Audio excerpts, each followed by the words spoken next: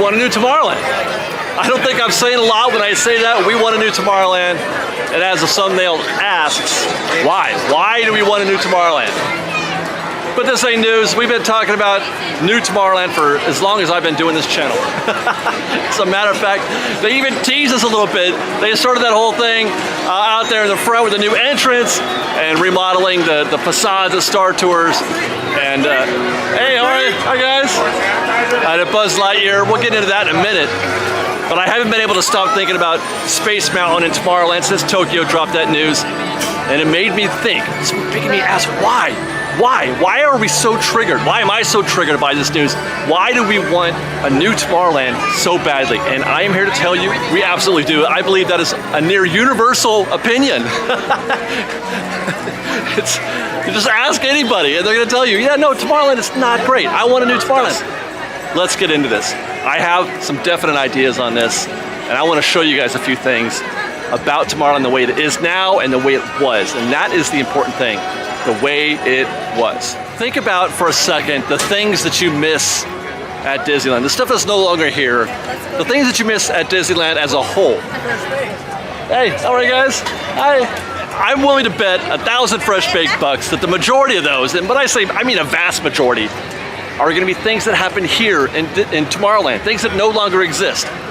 Let's just talk about it. Let's do a roll call. People Mover, right? The Skyway, Adventures Through Inner Space, that ramp that went up to Space Mountain, the submarine voyage. These are things. Okay, what else you got? I mean, you can throw a Country Bear Jamboree. I mean, I can't even think of anything else. I can't even, of the things that I miss. Heck, we can even talk about the things that are even still here. The Astro Orbiter. They used to have the thing up here, right there above the ground, high up in the air above Tomorrowland. That would have been really cool to be present for. Everything that they have been doing to Tomorrowland since the 70s and the 80s, it just has not gone well. They have not gotten very much right here at Tomorrowland. Everything that we miss, and every time we think about all the things that we've lost, all those really cool things, the People Mover, the Skyway, it makes us want it back. And that's why the idea of a retro modern 70s, 80s type reboot of the land is so popular with people right now.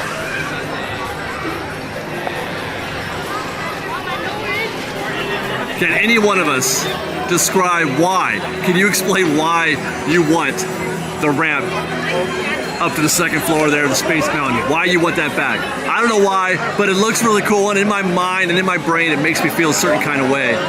It was one of the coolest ways that you could, the music that they played as you were going up that ramp, it was pretty amazing. What they have now doesn't capture that energy, and that's what Tomorrowland was. Tomorrowland, more than any other land at Disneyland, is about that. It's about the energy. And that's because of how busy it is here. It's so busy. If Disneyland is busy, Tomorrowland is busy, and that's because they've got way more attractions than any other land has. 7 attractions. And you know what? There was a time, it was even better. Back in the 70s, they had 9 attractions. If you add the Skyway and the People Mover, heck, you could even go 10, I think, right? Mission to the Moon. I don't know if all these exist at the same time. I'm trying to do my math, but they have lost a bunch of cool stuff here. But this place, I mean, up to, you can imagine that, one land, 9 rides. How about that? But you can't even start that conversation about a potential remodel of Tomorrowland until you address Space Mountain. And that's what Tokyo did, and that's the reason why it got me triggered, because they answered that question. The Space Mountain at Tokyo is a model, is a carbon copy of our Space Mountain. And they're gonna take that thing down. Now, I probably would guess that they're not as attached to it as we are here at Disneyland. We're definitely attached. It is the thing that's keeping Tomorrowland going. It is the reason Tomorrowland still exists the way it is today, because in a lot of ways you can't touch the rest of it. Like I said, you can't start messing around with Tomorrowland until you figure out what to do with that. How do you take Space Mountain offline? Well, they answered that. They said, well, we're just gonna do it. We're gonna do it for 3 years. You're gonna go without a Space Mountain for 3 years, and then in return, you're gonna get this. But could you do it? Fresh Bake, could you do it? Could you go without Space Mountain for 3 years? No. I don't know. Well, how about not even just 3 years? forever, because again, that's what they're doing in Tokyo. They're taking down. They're going to tear it down. I mentioned before that the Tokyo Disney Space Mountain is a carbon copy of ours, and they're going to take it down. So you're not only are you going 3 years without any kind of Space Mountain, when the one that you get back is not going to be the same one. I mean, it's going to be the same concept, the same idea, but a whole new building, a whole new ride. Welcome, space travelers. Space Mountain is a thrilling, high-speed, target-driven roller coaster type ride in the dark that includes sharp turns, sudden drops, I know, we're gonna do that. I mean, if they did update Space Mountain, I wouldn't think I'd miss these tunnels a little bit. It certainly does add a bit to the character and the legend of Space Mountain. Can this be duplicated in a new attraction? And I'll bet we even feel like this is something. This is amazing. This scene that we come into in Space Mountain is pretty amazing. But what if they could do better? I mean, I think this is pretty cool, this scene right here. I think this is pretty cool. I really enjoy this as part of my Space Mountain experience. But certainly they could do better. Look what they did to Pirates of the Caribbean in Shanghai. We thought we had a cool attraction. But that does ask another question. I don't care how modern you try to make this. Nothing beats the strobe lights on Space Mountain.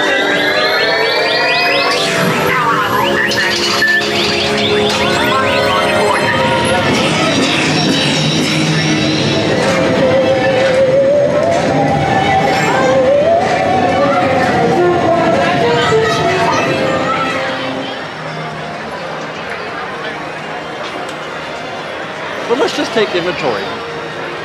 You got the Starcade right here on my left. That's not even open. That's closed.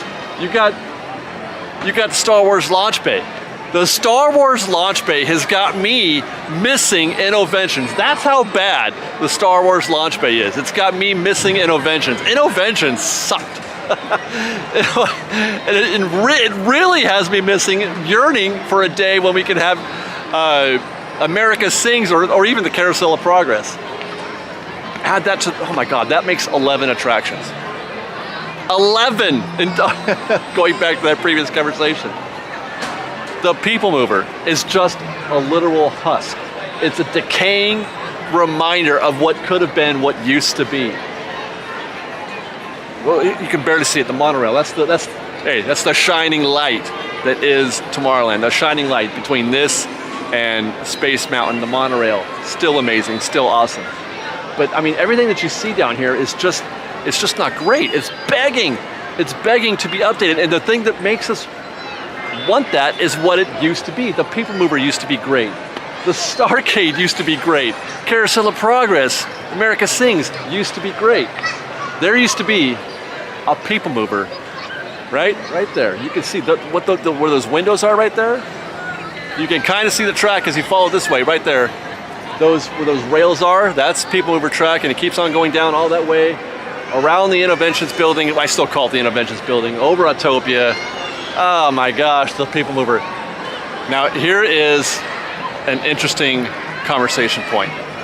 As I stand here on the upper level of Space Mountain in the exterior queue and I look down at the rest of Tomorrowland out there, everything that your eyes touch from here could be argued kind of sucks. I mean, I have a soft spot for Autopia, but I also know that a lot of you do not like this attraction at all. Consider it an enormous waste of space, real estate that is very valuable in the finite space that is the Disneyland Resort. I'm not gonna let this Autopia trip go to waste. Anyway, what were we talking about? Oh yeah, I remember. We were talking about vintage Disneyland and how everything that we miss, or the things that we miss the most about Disneyland, they all were here in Tomorrowland. Like I said, the People Mover, Skyway. Tomorrowland in the 70s and the 80s was fantastic. It was positivity and energy and excitement and emotion. Where we're sitting now, Tomorrowland Terrace is the center. All around us would be activity.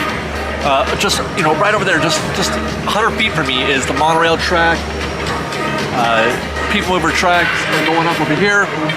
The People Mover hub is right behind me to the left.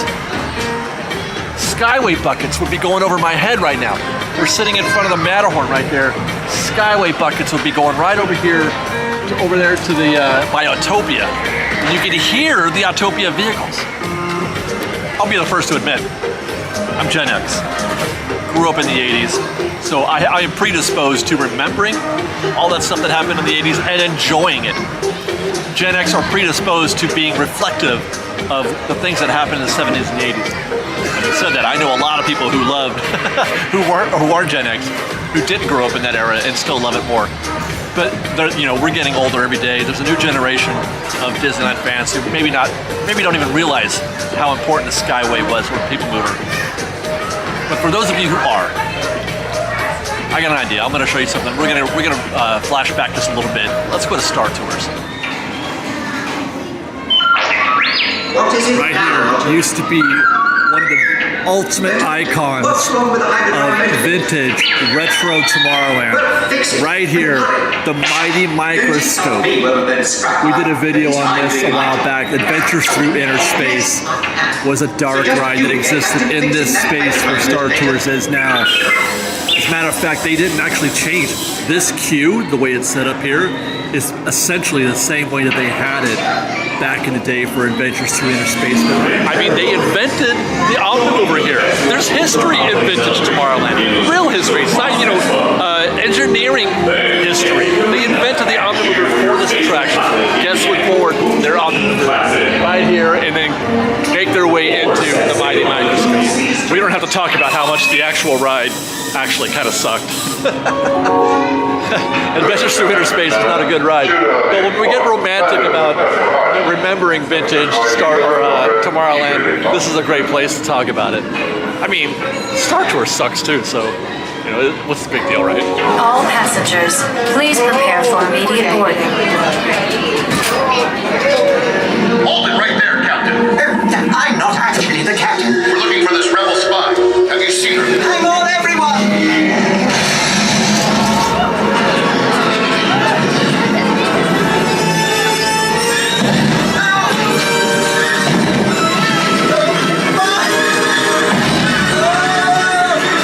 Sure, Adventures Through Inner Space sucks, but I'll take that any day over Star Tours. Oh God, I'm feeling a little queasy.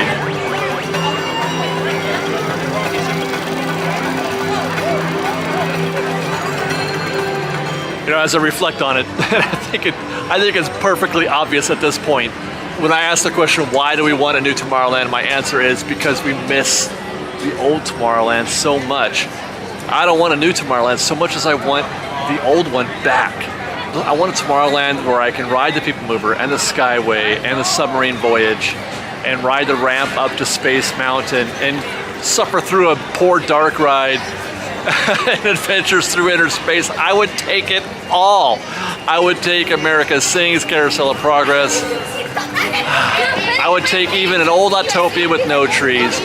There's literally nothing about the 70s and 80s version of Tomorrowland that I wouldn't take over the modern Tomorrowland. It has gotten worse by degree, you know, every year since then.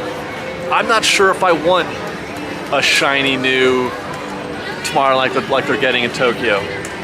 I don't know if I speak for everybody though. I really don't. Like I said, this is kind of a personal thing as I reflect on it.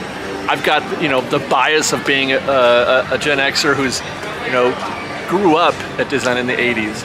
This, you know, that's home for me. But the irony is, in order for me to get the things that I want out of Tomorrowland, and I think a lot of you as well, in order to get those things that we want back, in order to get old Tomorrowland back, we have to destroy modern Tomorrowland, because modern Tomorrowland cannot function. You can't just restore it. Because they killed the People Mover. What happened to the People Mover has ruined Tomorrowland. It has kneecapped any efforts, any possibility of them ever doing anything meaningful in Tomorrowland. Golly, when you think about it in those terms, it is really depressing, because if the People Mover existed today, it would probably be my favorite attraction. I've said that before. But it is also the reason why Tomorrowland kind of sucks today. I don't know if this message is resonating with you folks out there, but I've had an interesting time reflecting on this. Let us know your thoughts, you guys. Does that... I know a lot of you would agree with me. I'm just saying. I just know a lot of you would agree with me. I think I'm good with the 70s and 80s Tomorrowland. I hope they do find some way to make that happen, and I would even be willing to let them tear it down and rebuild it. But that's it for tonight, guys. Thanks for watching.